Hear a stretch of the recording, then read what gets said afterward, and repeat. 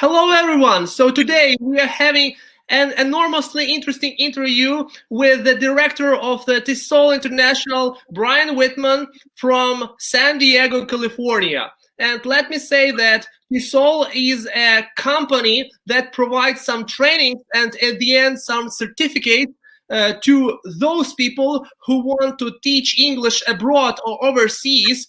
And after that, they will have a really great experience. So before that, I would kindly ask you to subscribe to this channel and give a like to this video, and don't forget to press the notification bell not to miss our English classes and interviews with interesting people. Hello, Bryan. Long time no see. How is your life?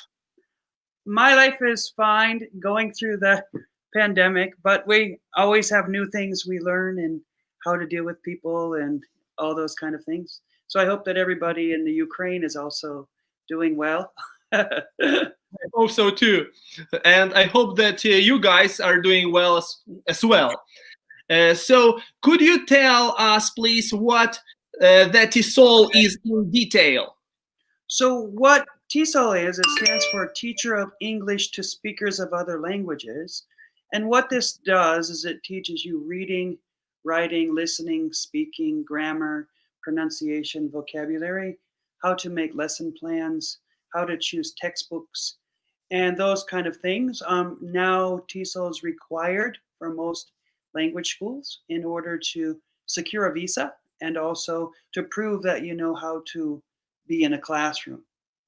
Mm-hmm. Can, for example, a person without a teaching pedagogical education become a teacher of English?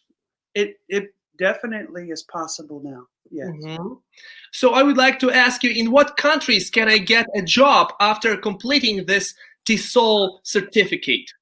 Some countries require which country you're from, and they have to have a friendly relationship with the country, obviously.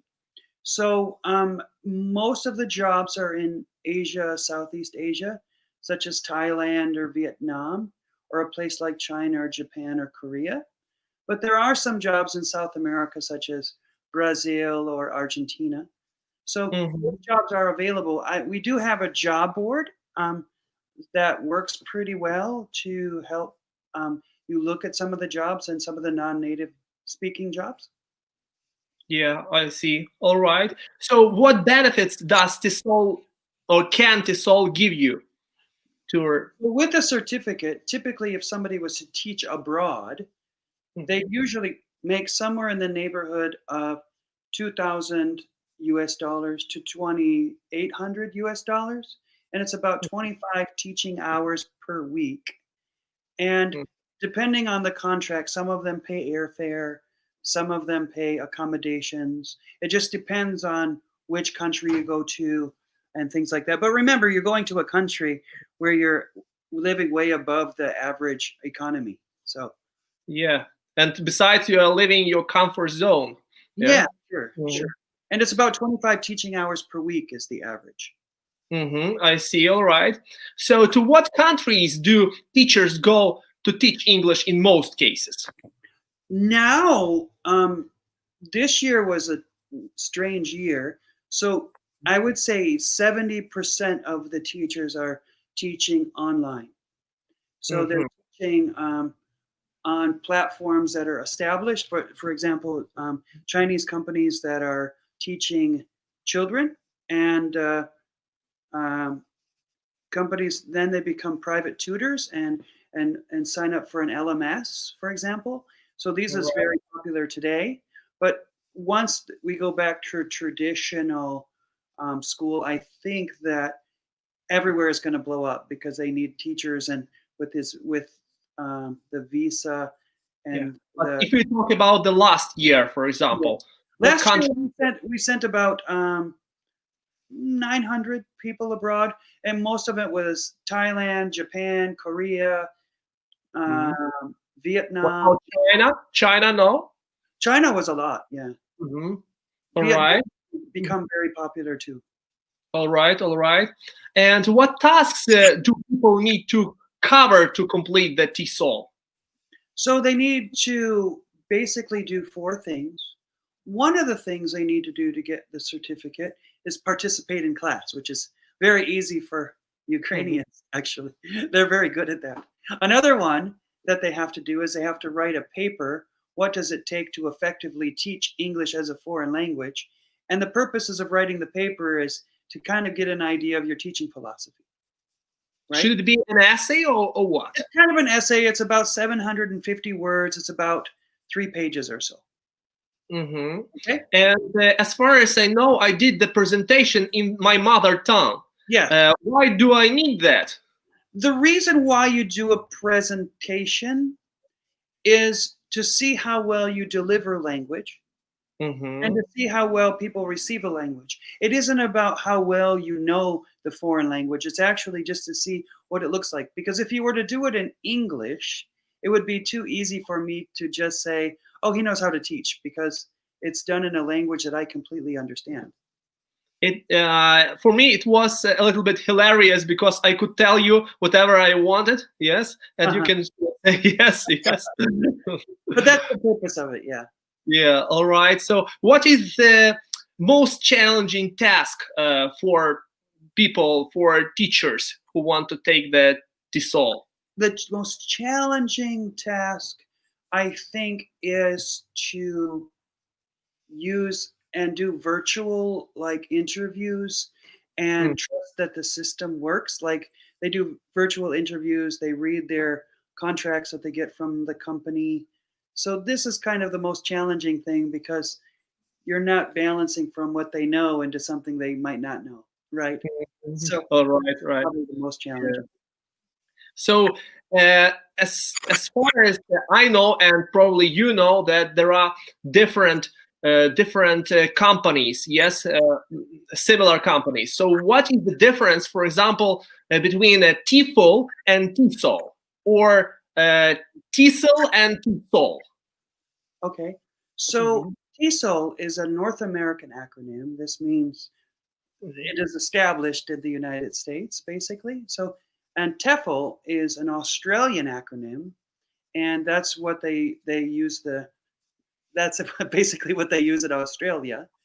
And now the internet has kind of merged those two together.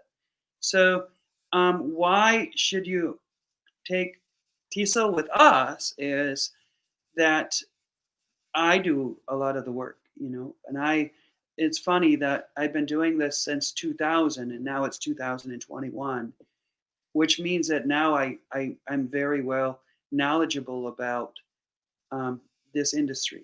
So now it's my turn to start teaching young people how to do things. Yeah. Funny. Yes.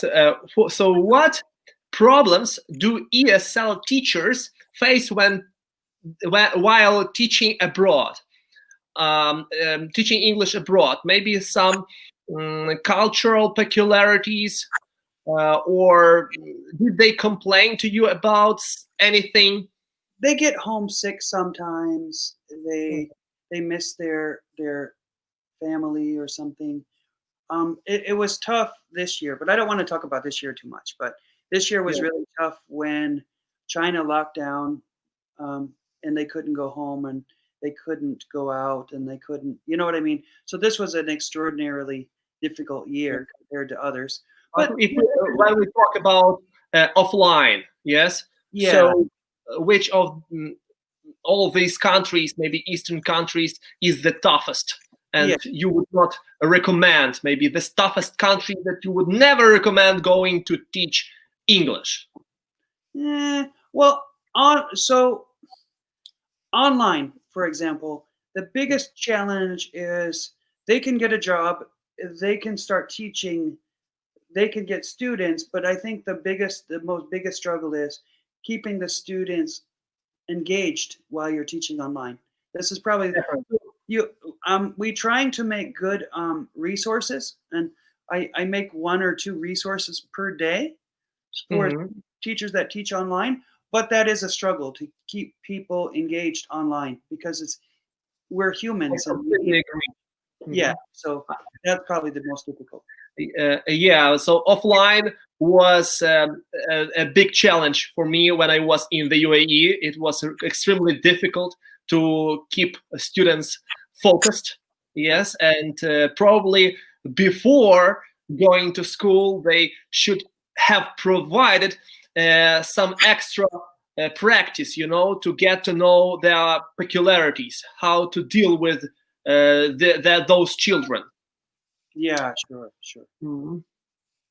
So, what is the best country to go to teach English? Maybe you faced that opportunity, and you would love to come back to that country to But teach. it kind of depends on where you are in your life, you know? Mhm. So, for example, if some of the teachers that come from the US, they have student loans that they need to cover. So maybe going to Korea or Japan might be better because they pay more, or UAE. But maybe if you're in your, I've already kind of got to the point of retiring, and that's what I'm kind of to do. Maybe Thailand or Vietnam could be a great place to go.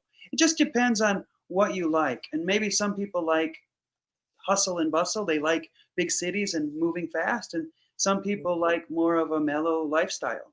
So it just depends on where you are in your life. It depends on which country would work best for you.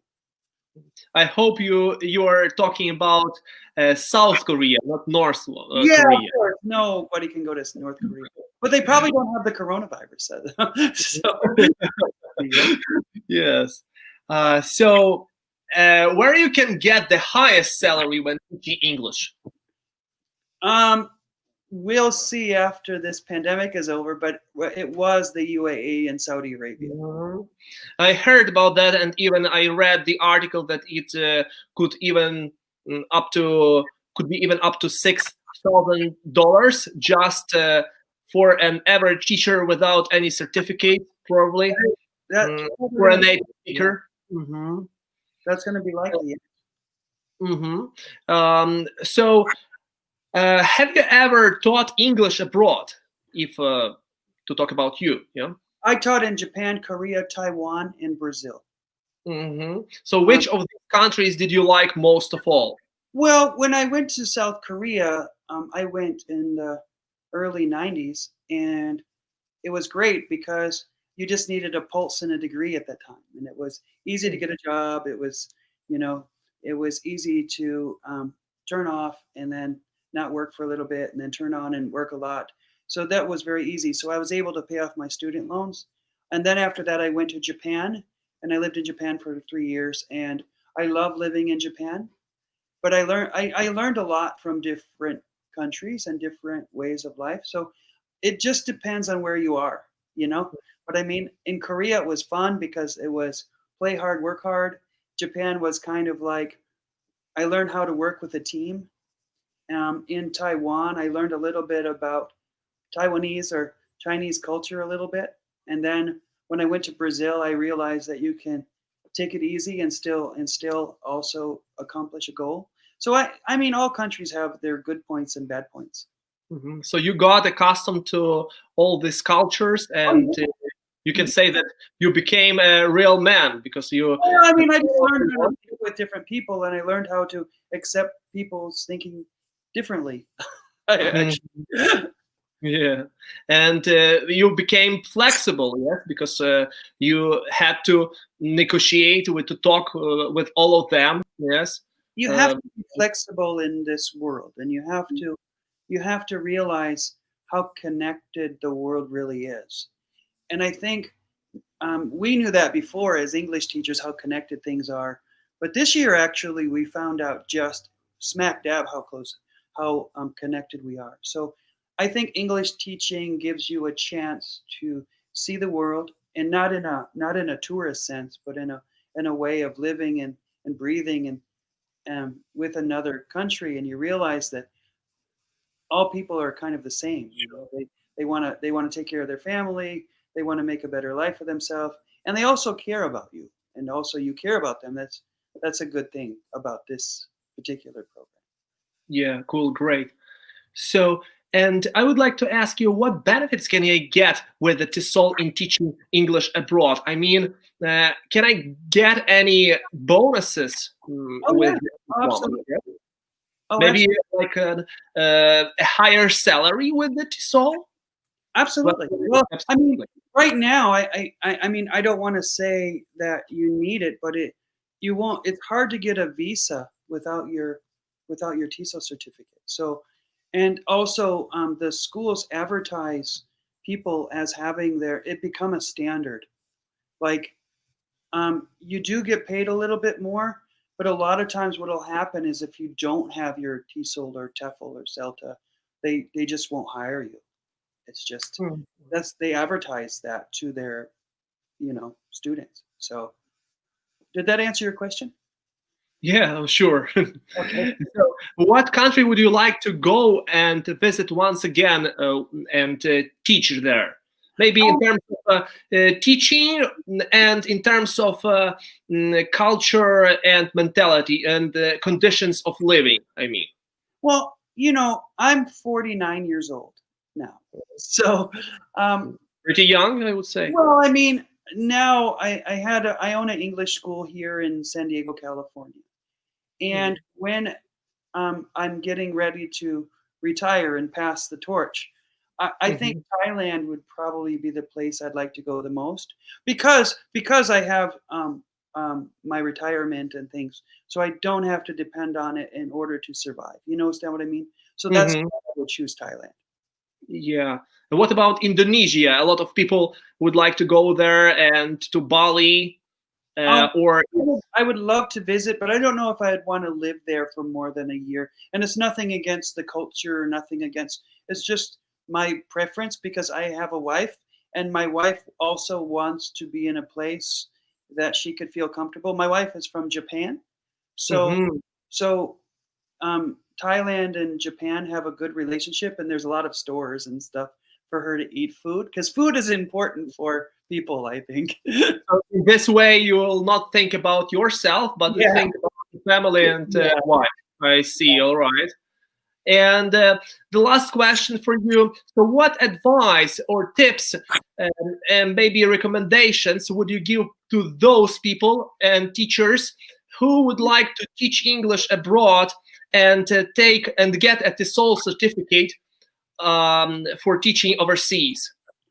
Well, one of the things I always recommend is get out just a notebook. Let me see something like this. And Mhm. you keep a journal and you make a decision and you say, I want to teach overseas. And you start working on it. And one of the steps is paying for your certificate and getting those things. One of the things I recommend also is find a company that's actually going to do the placement and help you with job placement. One thing is to get trained. Another thing is to help you with job placement. Understand? So I Mhm. definitely would find that kind of company that will help you with job placement because there's going to be a lot of questions when you go to a country that you're not familiar with. So And I know that long ago, the TESOL was such a company who provided, who gave a job, even who sought now, for a yeah, job. yeah. Was it like that? And That's now kind of it's not. You have to look for a company that will provide you a job. Correct? I think that somebody at least that will do the work necessary. Because one of the things you don't want to do is get something and then it's just something and it sits there and it doesn't really give you any real help other than you have a paper. You want somebody that actually has the paper has meaning, which means job placement. So my philosophy is when people take the TESOL program, I want to find a job for them to actually use that certificate. Mhm. I see. All right. Thanks a lot, Brian, for such a wonderful interview, and welcome to Europe, to Ukraine. Though we have not really sunny weather like in California, but still, you'll get accustomed. You will get to know a lot of interesting things. I think. Yes. Okay. So, yeah. Mhm. All right. Well, thank you so much for having me on your Yeah. channel. Thank you. And you guys, please subscribe. Don't forget to subscribe to our channel and leave your comment. Where would you like to go? And are you planning to take this TESOL certificate? So take care and bye-bye. Bye.